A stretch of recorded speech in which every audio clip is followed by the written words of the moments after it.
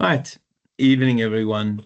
I shared a couple of clips, well, links for you to connect to. I particularly wanted you to watch the recording, the clip where Trump was talking and Keir Starmer. I don't know again how that qualifies to be the person in charge of a country. Um, and it was quite poignant where the bully just has the subservient follower who stands looking awkwardly in every meeting. Any comments? Did anyone get a chance to watch the video clip? It is hilarious in its sadness, actually. Anyone get a chance to watch those?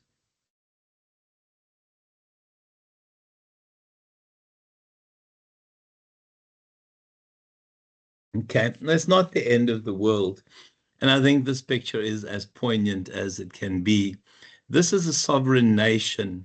Yeah, it's no problem, Almas. No, it's not the end of the world. This is a leader of a sovereign nation being told how to run elections, being bullied and browbeat by essentially, for me, the worst president in the history of America. And they've had a couple of real doozies. And I'm going to keep coming back to this because we are looking at leadership, but we're not just looking at leadership from a business perspective. We are looking at it from a world perspective because these are the role models. These are the people that we see on a daily basis and try and learn about leadership. The scary thing is you cannot learn very much other than doing the opposite. So I was now silly and jumped ahead, but I think we had done leadership as a person. Are we at leadership as a process or a leadership as a position? I know that my slides had indicated, but I forgot. I'll start here, even if it's just as a recap. Guys, I think, first of all, starting leadership. Oh, you're a star, Michaela. Thank you so much. So, in terms of leadership as a position, it depends on where you are in the organization. Now, I think your traditional view of leadership, and this is not sexist, this is still a theory that is around and it lives somewhere in this textbook, I think, on more than one occasion, is the supposed great man theory. Where one person is there to take the lead and save the organization and be the person in charge, and it's always linked to a particular hierarchical position. Give me examples of countries that still run on the concept of the great man theory. And I am using the term man, great man theory. I mean, there's one that stands out by 100 miles, a country that's run by this belief, this great man.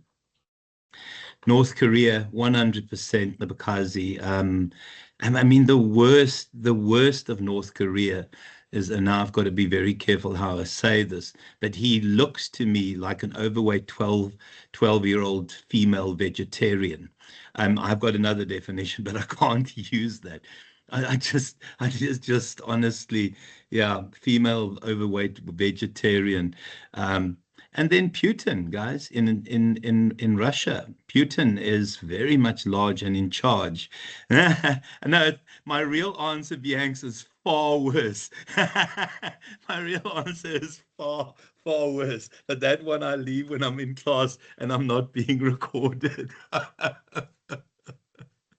No, the real answer is far worse. And Putin, I mean, Putin is a scary guy. Putin is the guy that kills his enemies, and everyone's aware that he kills his enemies. Very much vested in one individual, and he's popular because people are scared of him. And leader for life. Ping in China to an extent as well, although, yeah, China will change leaders, but Ping's been in charge for a very, very, very long time. So the reality is the position that you occupy gives you a heck of a lot of authority over resources. It allows you to hire, it allows you to fire, and it allows you to give direction. It allows you to take action when people don't perform. I am not a big fan of this kind of approach to leadership. I think if you rely on your position to be a leader, I think you, in all likelihood, are going to be an autocrat. I think there's a lot more to leadership than just your position. Cindy, I know that you're a senior manager. How important is that position to you? Is it about being large and in charge, or is it something else? 100% not. I mean, to me, a title means absolutely nothing. I do believe that the impact I make on other people's lives is more important to me. And I find that if that is my objective, everything else falls into place.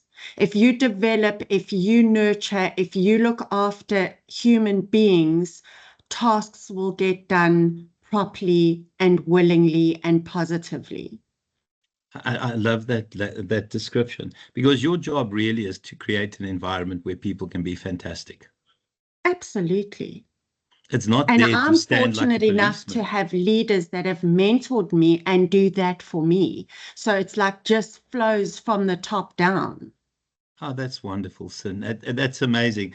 I love hearing this. I mean, I had a new manager take charge a while ago, and it kept telling me how, she's in charge. And one day I said to her, I don't look at you as in charge. I don't care about titles. Your job, and you and I are colleagues. We have different roles, and I tried to explain exactly that. I don't need direction. I don't need to be told what to do. I'm pretty good at what I do. And your job is to create that environment. Yeah, Mm, very cool, Cindy. Yeah. thank you. Anything else on that, Cindy? Okay. No, not from my side. Well, you've had good leaders. Do we still find autocrats in organizations, guys? Despite the fact that we know we resent them? Anyone here work for an autocrat? Michaela, unfortunately, we do. They everywhere. Anyone work for one of those?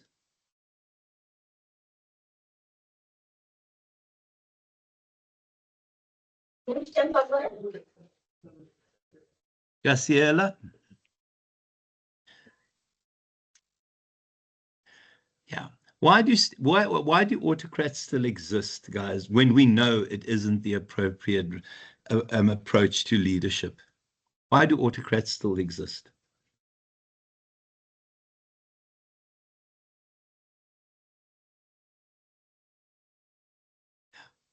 I think what happens is that people, it's a hunger for power, it's a superiority complex, but people also promote people who are similar to them.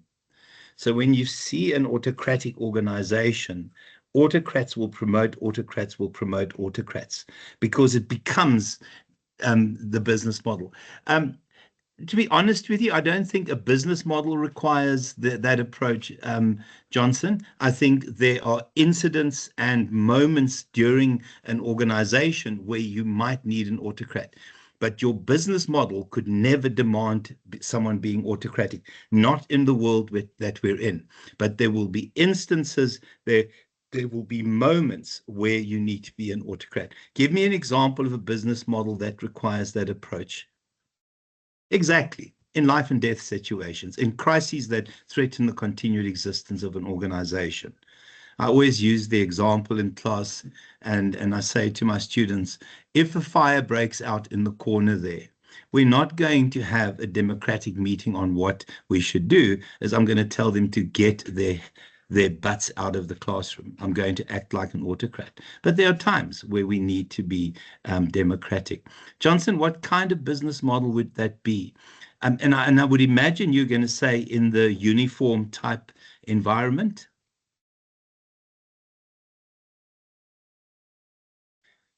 Yeah.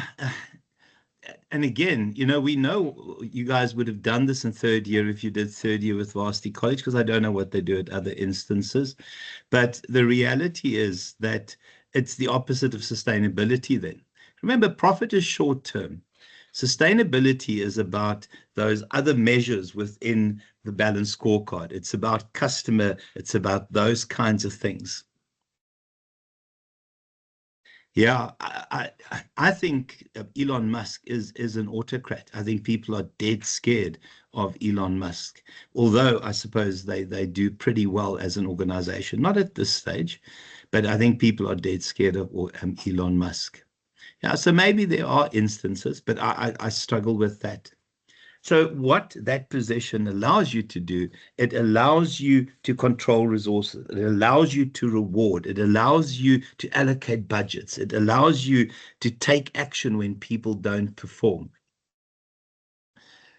The interesting one in terms of those four elements is that one there.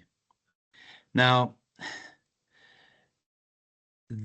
proving the line of sight between a leader and organizational success is very difficult to do. Why is that the case? Why is it difficult to link the presence of a leader directly to an organization's success?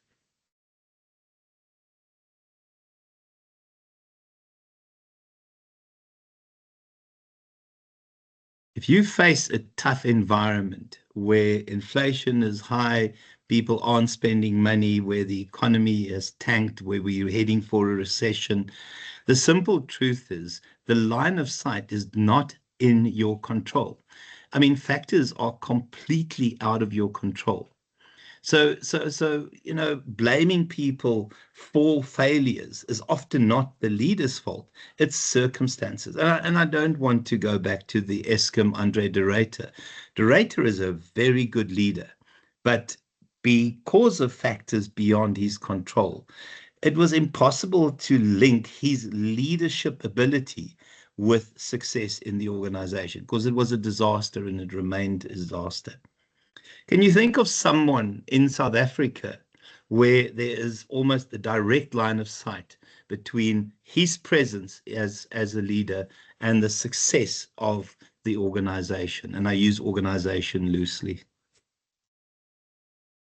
where there's a direct line of sight where this person definitely seems to have an effect on the success of this organization. And again, the definition is used very loosely. Who is Leon Schreiber? Imtiaz Suleiman. Okay. Oh, okay. Very cool. Very cool. You see, I think Rassi Erasmus, you get the impression that Rassi's presence guarantees success. And it's a risky thing to say. It is a risky thing to say. Any comments about Rassi? And I hope some people watch rugby. I do hope some people. Oh my gosh, the Home Affairs guy, Johnson, that oak is impressive. That oak is seriously impressive. I mean, coming into an organization where the culture was dominated by laziness and passing the buck, and what he's achieved is astonishing. I don't know who the person is, unfortunately. Yeah, that's it. Any comments on Russie? Does anyone here follow rugby? Please tell me with at least one rugby supporter here. And dominated by corruption. Nabakazi, 100%. I mean, it was a mess. I still think there are bits and pieces and pockets of corruption, but I think it is being weeded out. So the fourth measure is leadership as results. And it's not always possible to give credit to a success of a leader and blame the leader for failures. I mean, and this is a bit historical. He is a national treasure. Rowan, you 100% right, bud. Can I just say, when we look at the 1980s and Ronald Reagan was considered one of the greatest leaders in America's time. The truth is, the 80s was a growth period for America. I mean, Ronald Reagan, in truth, didn't understand the policies he was proposing and introducing, and yet America succeeded. So there was a leader with limited ability, although really good personality, etc., but didn't have the basic understanding of the job, creating wonderful, wonderful successes. So very difficult to account for the role of the leader in the success of an organization or not. We've also seen, guys, when organizations are in trouble, what will often happen is you need an undertaker type person. So you need somebody who's caring, who's empathetic, who can look after the concerns of people as the organization starts closing down. So when I use the word caring, empathetic, etc., it means we appoint a woman, the organization fails, it was bound to fail, and then we have a reason to say women make bad leaders. And we've seen too many examples of that, where we appoint women in a place where we know the organization's going to fail, but because of stereotypes, you will be caring, you will be empathetic, you will be a good listener, you'll take the strain out of the closing down of the organization. And that's why often, and we will discuss female leadership in this course, that women leaders are blamed for the demise of organizations when they've essentially been set up to fail. Any comments on the 4Ps?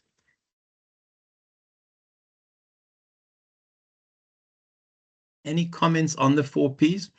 I quite like the definition. Oh, it is that glass ceiling. But, the glass ceiling is being broken. The glass ceiling is being broken.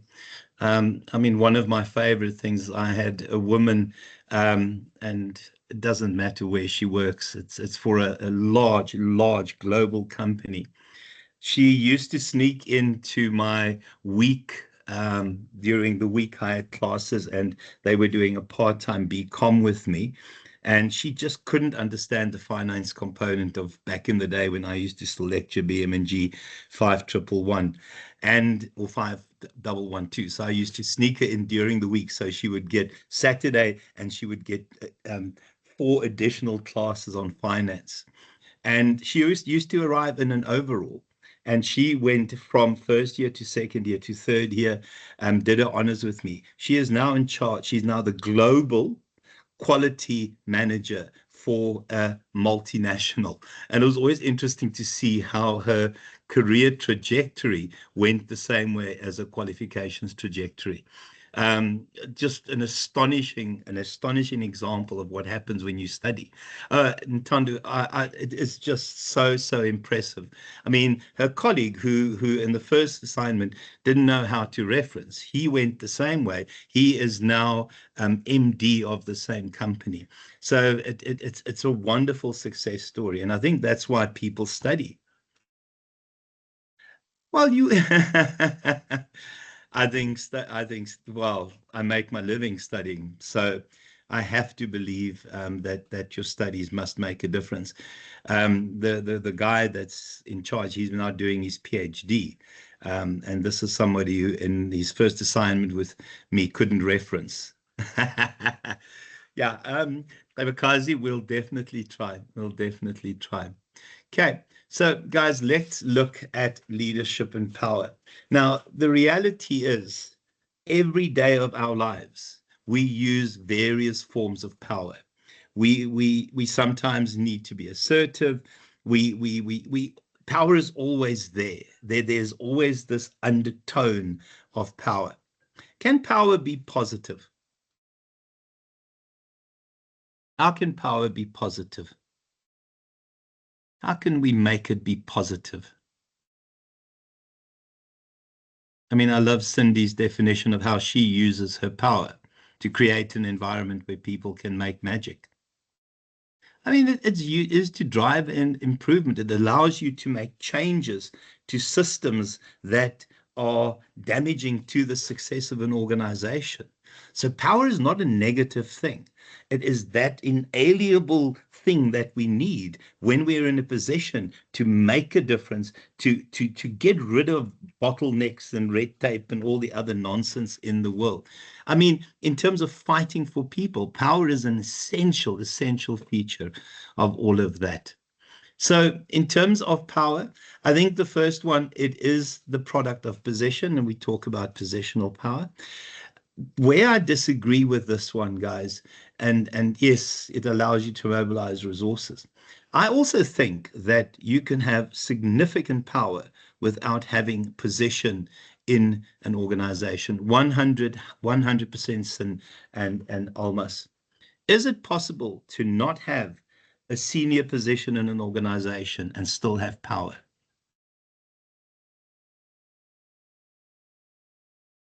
Absolutely, guys. Personality is power. Let me tell you, personality is power. And they use it as influence, and power is influence, and influence is power, Michaela, but it's a good point. But the reality is, there are some people who don't have senior positions, who have significant influence, who talk and get listened to. So in terms of leadership and power, we know that power is a part of leadership, but as someone said up there, it's how you use it. Johnson, explain that further.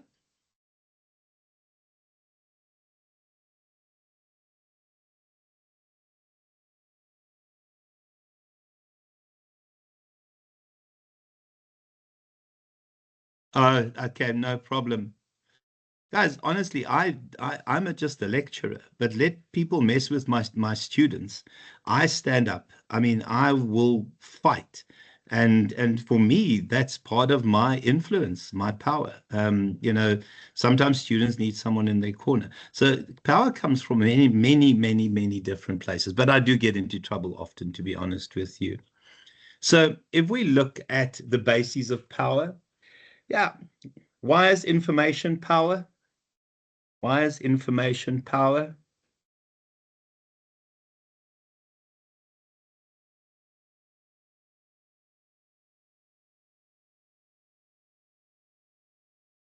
Create influence, deliver a message. Guys, I mean, if we want to see the negative side of it, can lead to strategic decisions, absolutely, early movers, etc. Remember when Trump had all those tariffs and then put a 90-day reprieve on the tariffs? When the tariffs were announced, the stock exchange tanked. People had inside information that he was going to put the tariffs on hold. And the moment he announced it, the stock market went up. Some of his buddies, one of his buddies made $2.5 billion in one day by knowing early enough that this announcement was going to be made and that the share prices will increase.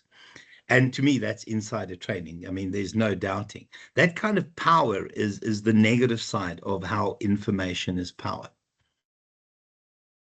And absolutely, Almas. I mean, if you have access to information that other people don't, it allows you to add different value to decision making, etc.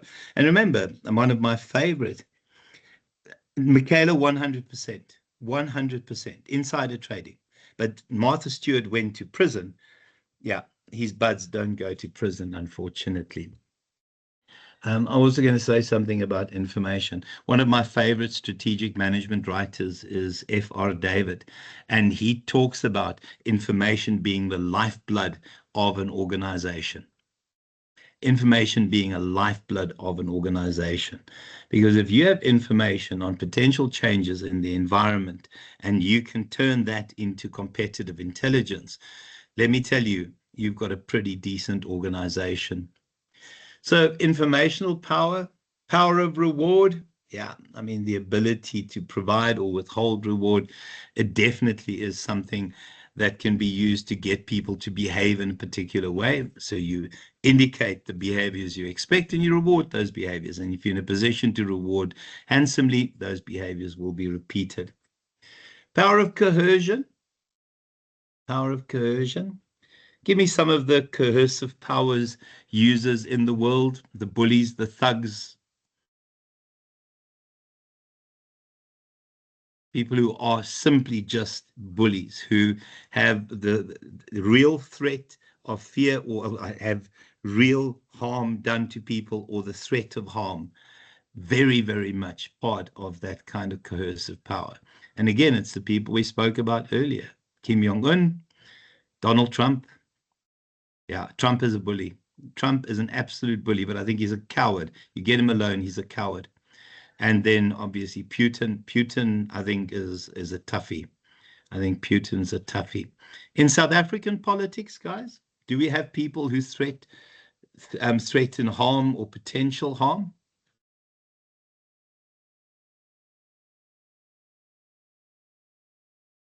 Give me the name there, Rowan. No, I'll say it. It's bloody Julius Malema, guys. I think Julius Malema is a bully. I think there's constant threats there. Yeah, 100% Lunga. And if you're a Malema supporter, remember, leadership is in the eye of the beholder. Two people can look at the same person. One will think he's a great leader, and the other will think what I think of Malema. Not very much, unfortunately. Legitimate power comes with your possession. Yeah, power of expertise. Give me some examples of business leaders whose expertise have made them very powerful. Yeah, baby. I love that 25% extra, Michaela.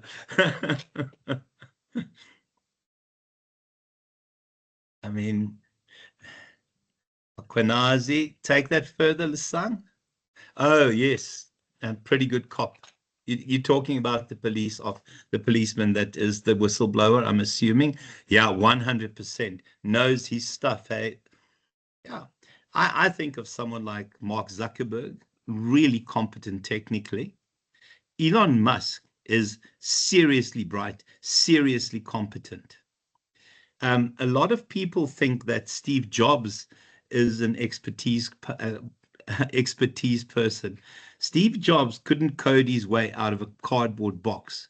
What uh, what Steve Jobs could do is he could use his referent power, his charisma, to surround himself with really competent people. I mean, the initial Apple, it was Steve Wozniak who did the coding.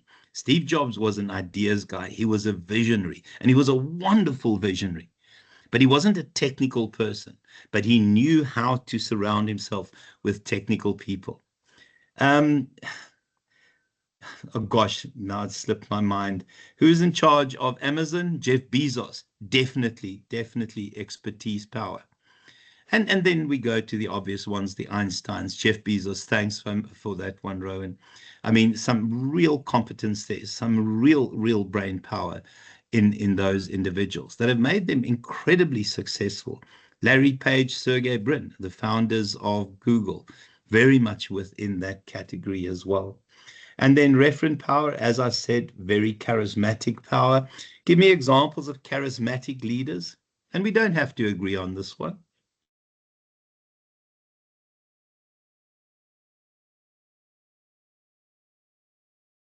Wakazi Zuma is incredibly charismatic. I can't stand him, but people think he is, and his followers see him as incredibly charismatic. Obama, for me, the greatest leader of the 21st century, without a single shadow of a doubt. When I grow up, I want to be Obama, to be honest with you. Other charismatic people, Richard Branson, immensely. Yeah, through Wakazi. Richard Branson, incredibly charismatic. I mean, just a real sense of charisma there. Any others that you can think of?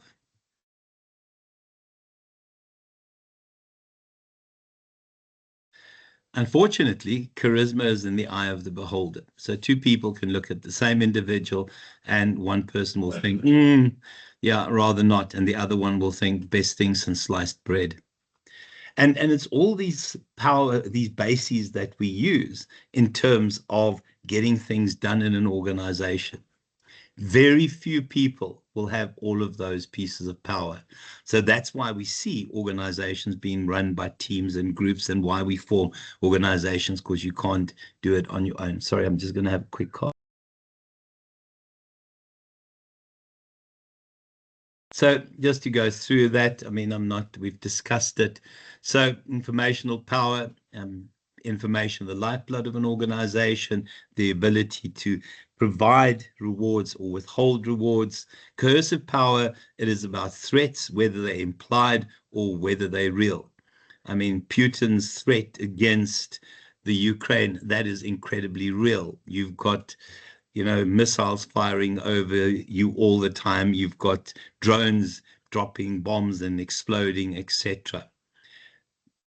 And then just legitimate power based on the fact that you have a particular position, expert power. You would hope, guys, you would hope that each of your lecturers has that at least.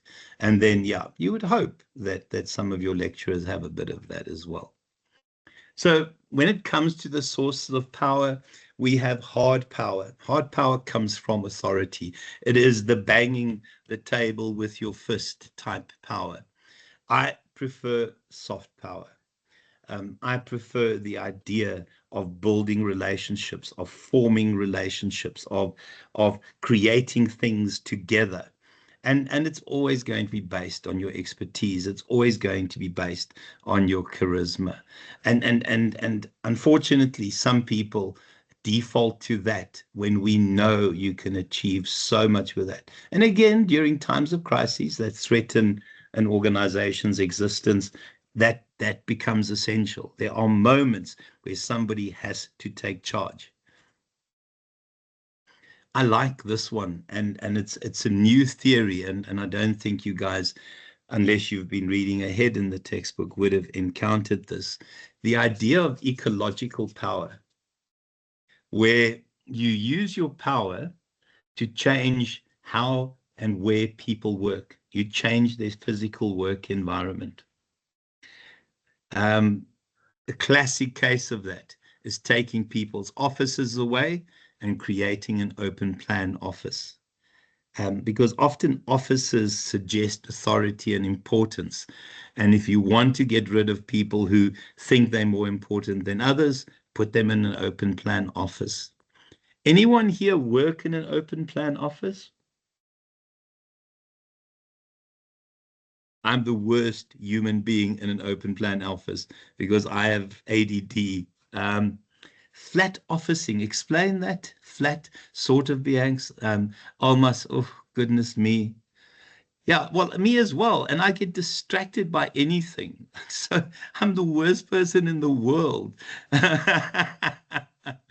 Yeah, and I find funny in everything. So there'll be a joke all the time because everything for me is funny. Some of the interesting ones, open plan offices. Oh yeah, I have an attention span of a goldfish, to be honest with you. And the other one, and this is the one I don't particularly like. We see sometimes that managers who don't like certain individuals, or when certain individuals get too powerful, you just relocate them.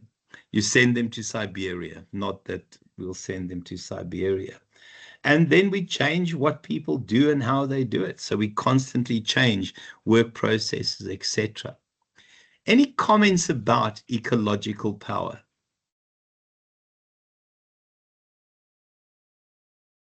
Has anyone heard of this previously?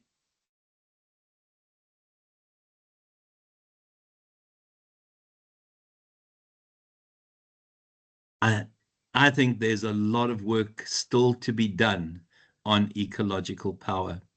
I think we're at the cusp of of a concept that is going to evolve. And remember, guys, work from home and allowing people to work from home is very, very much part of ecological power. We know that a lot of companies in America have called people back from work from home, and we've seen people resign as a consequence of that. Because for me, work from home is a benefit. I honestly see that as a benefit. So we'll see that this model will evolve. Yeah, absolutely, Tariq, 100%. So in terms of this, I'm not going to do it separately, guys. Yeah, very cool. And that discretion gives managers power. I am very happy to work from home, guys. I don't have a massive need to be around people. I'm quite happy to contact people via a screen. So I don't have that significant social need to be surrounded by people. So I'm the ideal work from home person. I really prefer to work from home. The only reason you say that, Almas, is because you work from home in your pajamas, so don't lie. Okay, Tandeka, Tandeka's also in my pajamas. I'll put a proper shirt on, but pajamas and my slippers at the bottom. Oh yeah, no. Oh my word, no, that's yeah, no, that's a problem. Can I just say I'm not sitting in my pajamas, guys? Okay, so at least that I can promise you. But I am sitting in a t-shirt and a warm jacket.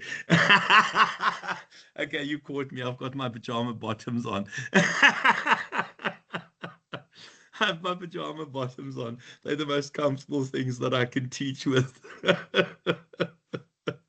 Well, Cindy, that's good. Well, on top of that, I'm sitting with whiskey and that I'm kidding about. No, I don't have fluffy socks on, but it's a little bit nippy in Harrisburg at the moment. Sorry. Okay, so let's look at leadership and influence. And I know that somebody jumped the gun a bit earlier.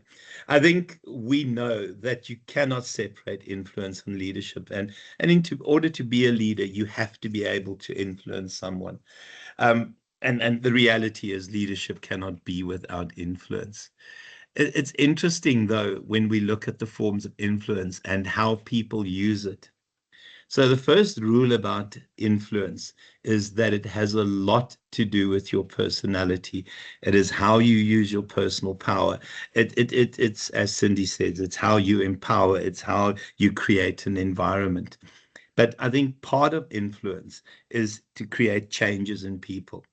We often talk about changing organizations and systems and procedures and culture, but a key change often would be those individuals and what we can expect and what we can get and the kind of behaviors we want from individuals. If we look at these different forms of influence, and we'll go through each of them, but I want you to have a glance at that slide and the next slide. Which is your preferred way of influencing? Have a glance at that one, and I'll then go down to the next slide.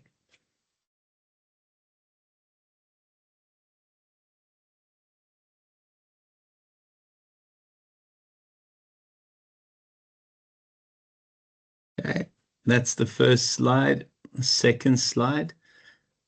You'll see the second slide takes on a slightly negative tone.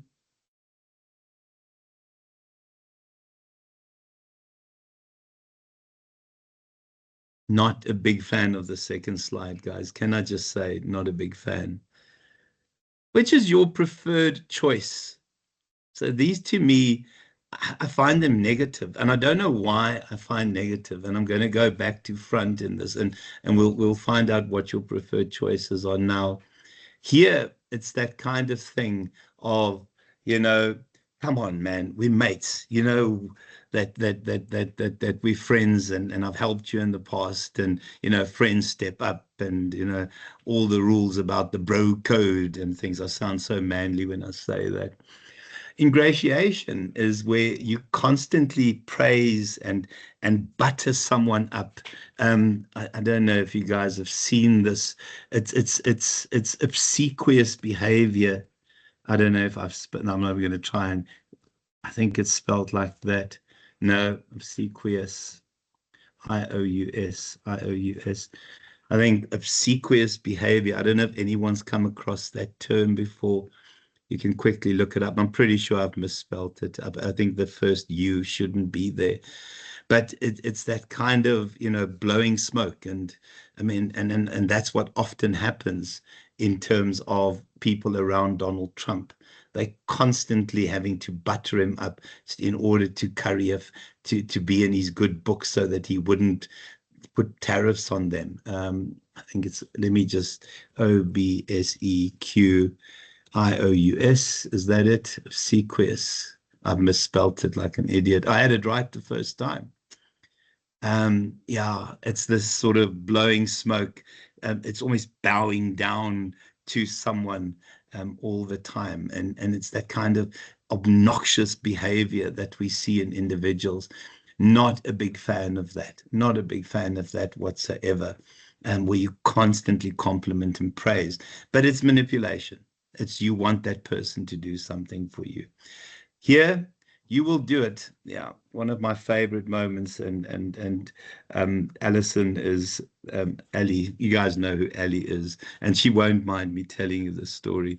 Is about to retire, and um, the first year we ran this course, we had two students who simply took my slides, ran it through a paraphrasing tool, and a really weak paraphrasing tool, creating terminology like what was my favorite, academic academic ancestry.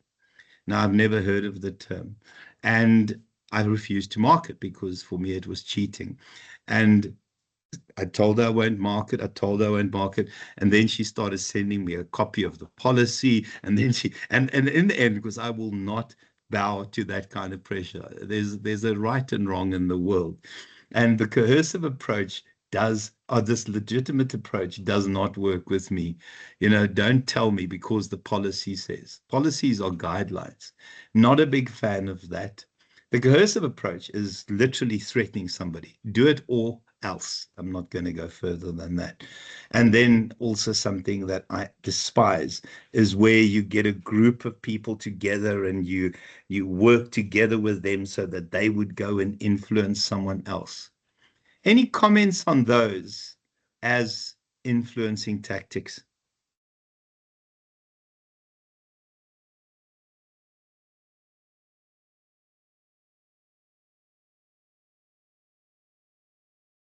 Do you agree with me that those are negative?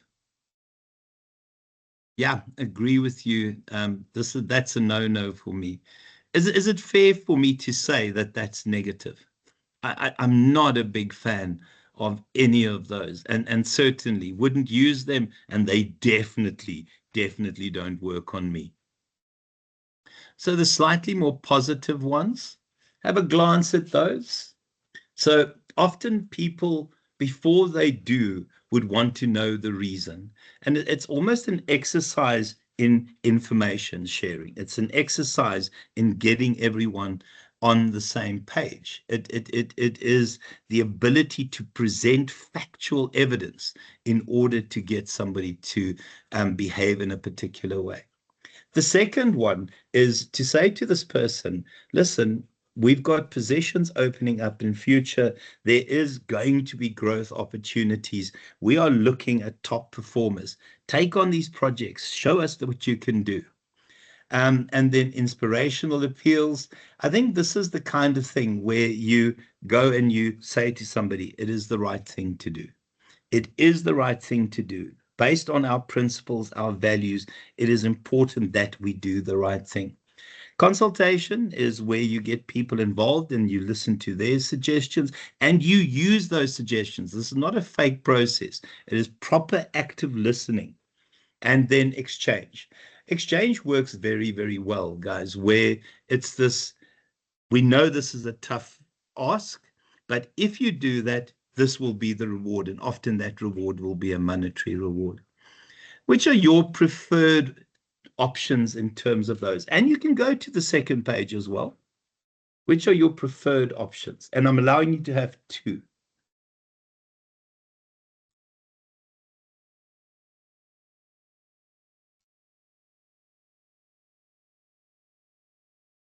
Preferred options.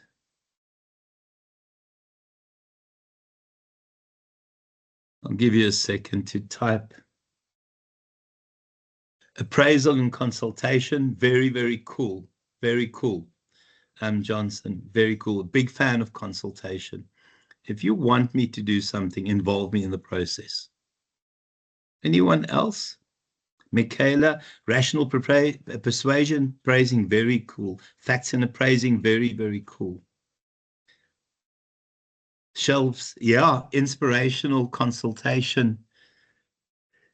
And that's important. Now, the first one is you've got to be careful about it not being manipulation, because for me, this is the positive page. But you are right. You're 100% right, Cindy. This is that kind of page. This is the manipulation page. And we all use it, guys, but we've never labeled it. And I think that's why this is important. I mean, I look at Rossi, and when you watch, how they win the World Cups, you see so much evidence of this in how they get the players to perform. So again, other options in terms of influence, the overt stuff, the stuff that you can see, do it or else, force. It is, I don't know. You guys are also incredibly young, but has anyone ever told their children or as a child been told by parents, if you don't sort out your nonsense when you're fighting with your sibling, I will sort it out for you? Has anyone ever had those words used against you or have to use those words? That is force. That is force. That is 100% force. Okay. It is 100% force. It's the way my wife gets me to do everything. Do it or I beat the living daylights out of you. She loves, yeah, I'm just reporting the abuse here, guys, so you know about it. Oh, Bianx, I love that. I'll give you something to cry about. It's it's a term that I've never used, but it's such a good one. You're a naughty kid, Tandeka. I don't think anything has changed, Tandeka. Has anything changed? Okay, guys, and then exchange. So you're not a naughty kid anymore. Good. If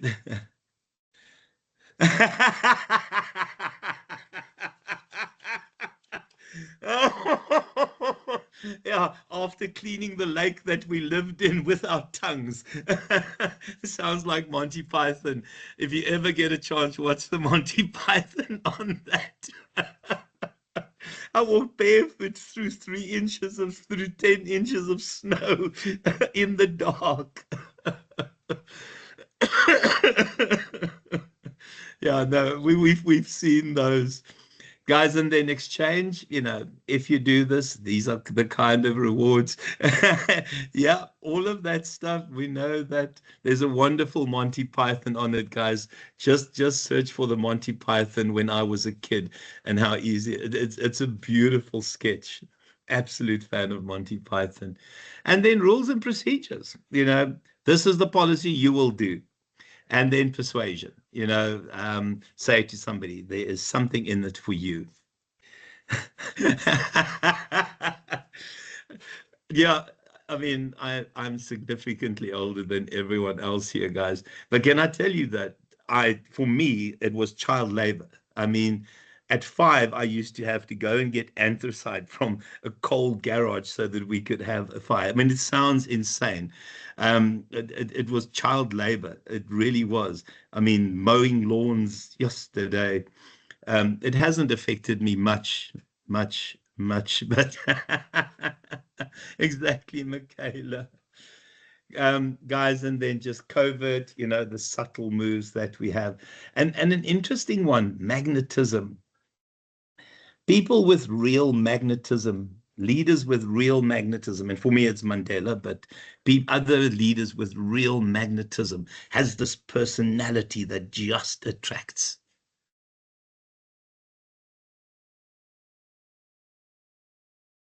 Yeah. And we see those kinds of individuals out there. I'll stop there because we'll start on theme 2 next week.